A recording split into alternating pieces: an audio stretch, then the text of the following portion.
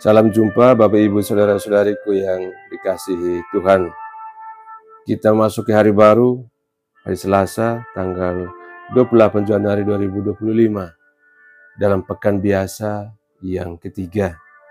Mari kita menimba inspirasi dari sabda Tuhan yang akan meneguhkan langkah ziarah iman kita.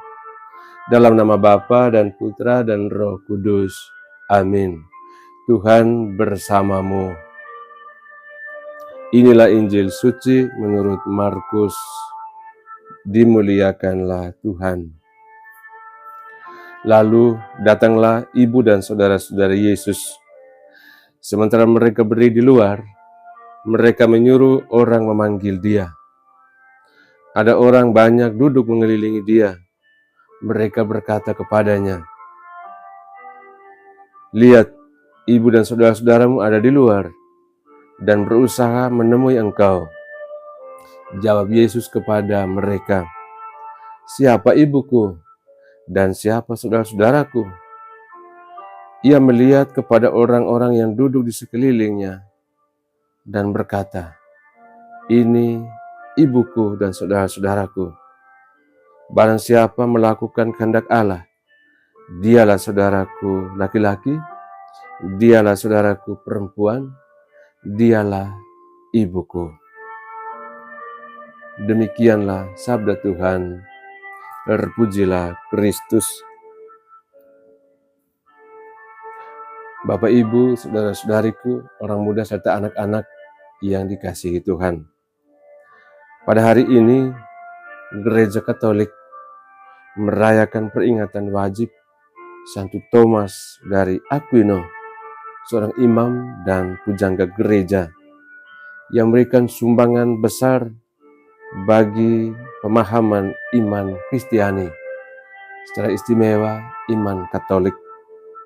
Dia mengajarkan bahwa semua hikmat dan pengetahuan manusia itu harus mengarahkan manusia kepada Allah, sang kebenaran sejati. Hidupnya mencerminkan panggilan untuk setia kepada kehendak Allah dengan akal budi yang bercahaya dan hati yang penuh kasih. Bacaan dari surat kepada orang Ibrani hari ini menegaskan bahwa pengorbanan Kristus menggantikan segala korban hukum Taurat yang bersifat sementara. Melalui ketaatannya kepada kehendak Bapa, Yesus mempersembahkan dirinya sebagai kurban yang sempurna, sekali untuk selama-lamanya. Kehendak Allah adalah supaya kita disucikan, bukan hanya melalui peraturan, tetapi melalui pengorbanan Kristus yang membawa hidup baru. Dalam Injil, Yesus mengajarkan bahwa siapa saja yang melakukan kehendak Allah adalah saudara, adalah saudari, dan ibunya. Pernyataan ini tidak mengecilkan arti keluarga biologis, tetapi mengundang kita semua untuk menjadi bagian dari keluarga Allah. Menjadi keluarga Allah berarti hidup dalam ketaatan kepada kehendak Allah, seperti yang dilakukan oleh Yesus sendiri. Bapak, Ibu, saudara-saudariku, orang muda dan anak-anak yang dikasihi Tuhan.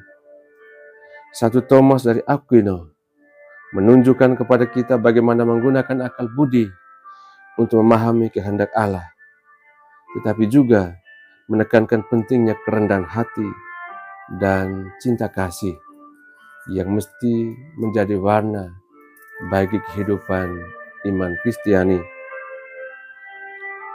Ia tidak hanya menjadi pemikir besar, tetapi juga pelayan Allah yang setia. Kita pun dipanggil untuk menjadi saudara-saudari Kristus, bukan hanya dengan pikiran kita, tetapi dengan tindakan nyata, hidup dalam kasih dan dalam ketaatan. Bapak, Ibu, saudara-saudariku, serta anak-anak dan orang muda yang dikasihi Tuhan. Marilah kita belajar dari satu Thomas untuk tidak hanya mencari pengetahuan, tetapi juga kebijaksanaan, yakni memahami bahwa hidup kita adalah suatu perjuangan untuk mengasihi Allah dan sesama kita. Seperti Yesus yang taat kepada kehendak Bapa, kita pun dipanggil untuk menyerahkan hidup kita demi kasih kepada Allah dan sesama, sehingga kita menjadi bagian dari keluarga Allah yang sejati. Marilah kita berdoa, mohon Tuhan meneguhkan kita. Tuhan, ajarilah kami untuk mengenal dan melakukan kehendak-Mu, seperti Yesus yang taat dan Santo Thomas dari Aquino yang rendah hati.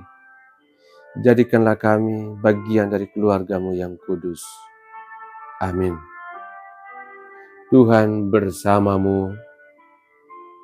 Semoga kita sekalian, semua mereka yang selalu kita kenangkan dalam doa-doa kita, dan seluruh perjuangan hidup kita senantiasa dilindungi, dibimbing, dan berkat oleh Allah yang Maha Kuasa, Bapa dan Putra dan Roh Kudus.